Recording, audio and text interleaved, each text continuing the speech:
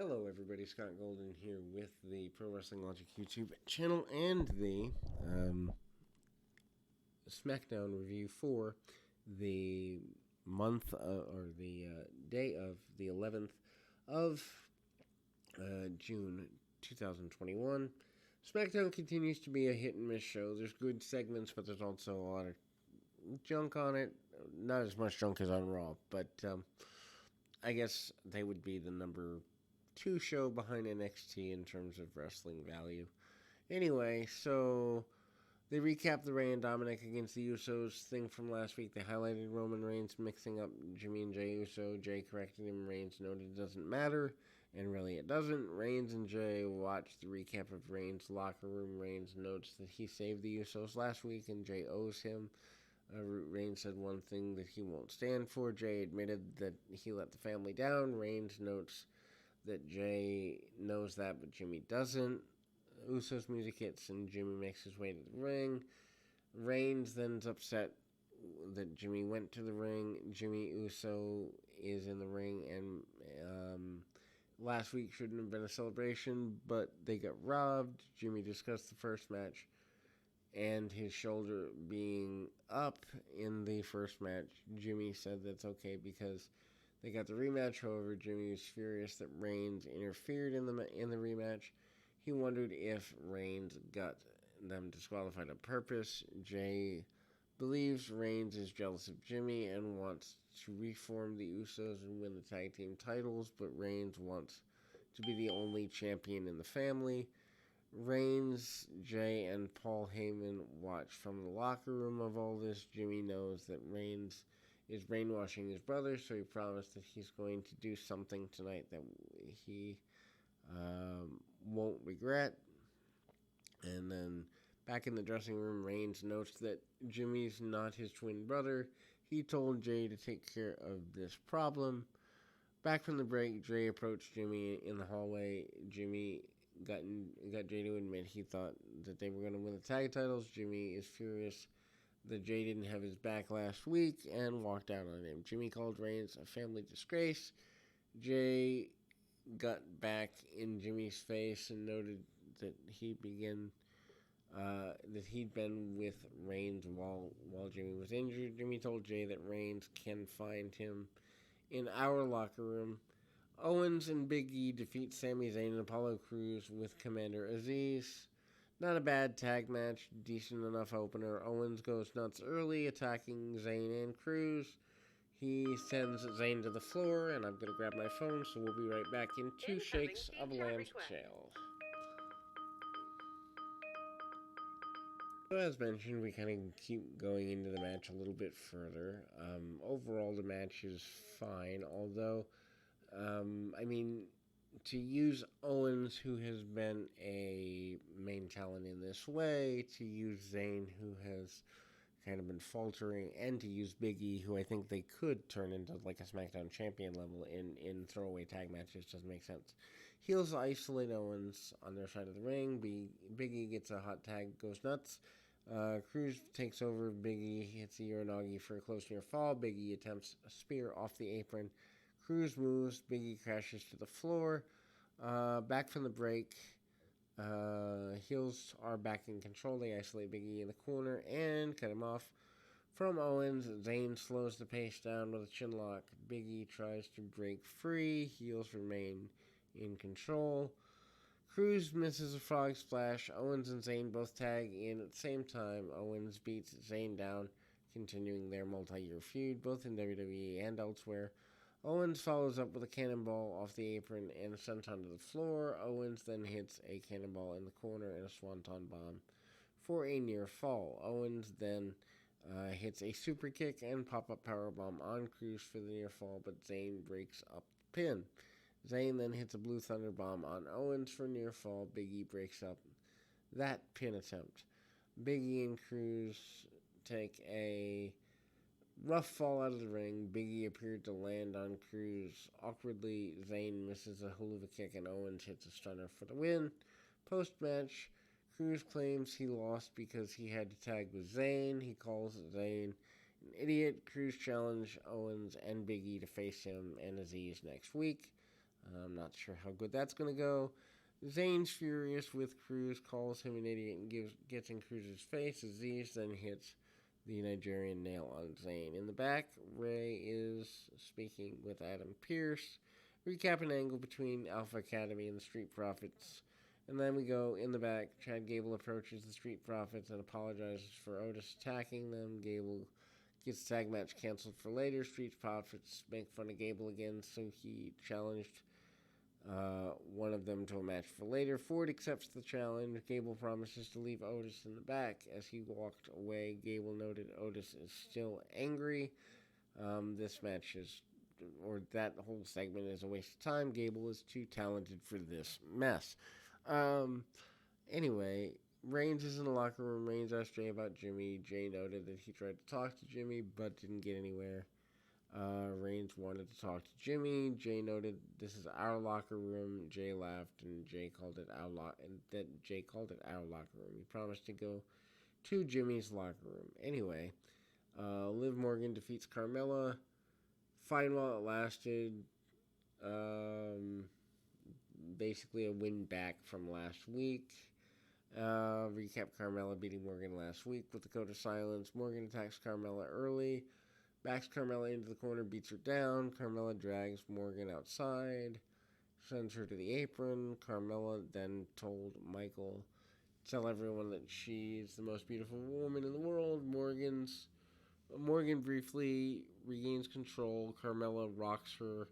Carmella misses a super kick and Morgan hits the Oblivion for the win. Post-match, Carmella makes the announcer tell everyone that she's the most beautiful person in the world. Carmella didn't seem to care that she'd lost as long as she's still beautiful. This is just stupid. Anyway, they show Bayley in the back getting ready for her Ding Dong Hello segment. Bayley welcomes everyone to the segment. She notes that it's updated set with new pictures of herself, of course. She introduces Seth Rollins. Bayley talks to Rollins and thanks him for using the front door. Rollins admits that he's a huge fan of Bayley. He talks about Bayley putting the Women's Championship, Bianca Belair, in her place. Rollins then wondered what's with these kids today. Rollins has no doubt Bayley is going to beat Bianca at Hell in a Cell. Rollins shows footage of Bayley laughing at Belair last week. Why we were seeing this, I have no idea. After watching the footage, he's deadly serious, but then they start laughing again. Doorbell rings. They both thought the other person got them a gift. Rollins opens the door, and Cesaro is standing there. Cesaro attacks Rollins and rips his suit apart. Goofy way to go into a reasonably good angle. Cesaro rips Rollins' pants off and throws Rollins into the door. Rollins ran off as fast as Cesaro destroyed the set. Bayley covers her eyes and yells at Cesaro to stop. Bayley's devastated by this and tries to put her set back together. Bianca Belair makes her way out. Bianca starts to laugh uncontrollably about this. They recap Roman Reigns attacking Rey and Dominic Mysterio last week. In the back, one of the interviewers interviews Rey. She's says the footage is hard to watch, but especially for Dominic as Dominic's father. Rey's devastated that Reigns beat Dominic down last week. I don't quite understand why, because this is wrestling. Rey's furious that Reigns targeted his family. He promised to call out Reigns in the ring later tonight. Montez Ford beats Chad Gable by disqualification. Gable and Ford have a okay match until a goofy finish. Gable and Ford start with mat wrestling. Ford targets arm. Gable breaks free. Gable slows the pace down and works over the arm. Gable uses a deep arm drag. Ford recovers. Ford slows the pace, but Gable breaks free again. They slow down Dawkins. Watching for the match in the back. Ford attempts leapfrog. Gable grabs his leg and gets the ankle lock. Ford recovers into a near fall. Gable rolls to the floor and Ford attempts to dive. Gable grabs the legs. Ford breaks free. Ford then hits a dive on Gable. And then back from the break, Gable hits a belly-to-back suplex on Ford. Ford ended up on the apron and fights to the back. He attempts a springboard into the ring, but Gable catches him with a Northern Light suplex for a near fall. Otis attacks Dawkins in the back, and nobody cares. Ford hits a spine buster for a close near fall. Ford then slowly climbs to the top and hits a frog splash. He makes the pin, but Gable kicked out at like 2 9/10. Otis jumps in for the disqualification. Otis is as late as he can possibly be for the disqualification to work, and Otis attacks Ford and gives him a beatdown and then beats him around ringside and goes for the world's strongest slam. Otis then hits a splash off the second turnbuckle. Dawkins then tries to make the save. Otis beats him down too. Nakamura with Rick Boggs defeats King Corbin. They've done the same match the last 3 weeks. Difference is they cut the entrance for Nakamura out. Bell rings. Boggs starts playing the guitar at ringside. Corbin is distracted. Nakamura takes advantage, nails Corbin with a knee off the second turnbuckle for a near fall. Cole explained Corbin and Nakamura are feuding over the crown, and absolutely nobody cares about this. Nakamura goes for the Kinshasa, but Corbin hits a deep six for near fall. Corbin is then firmly in control and continued to beat down Nakamura. Nakamura rolls up Corbin for the win.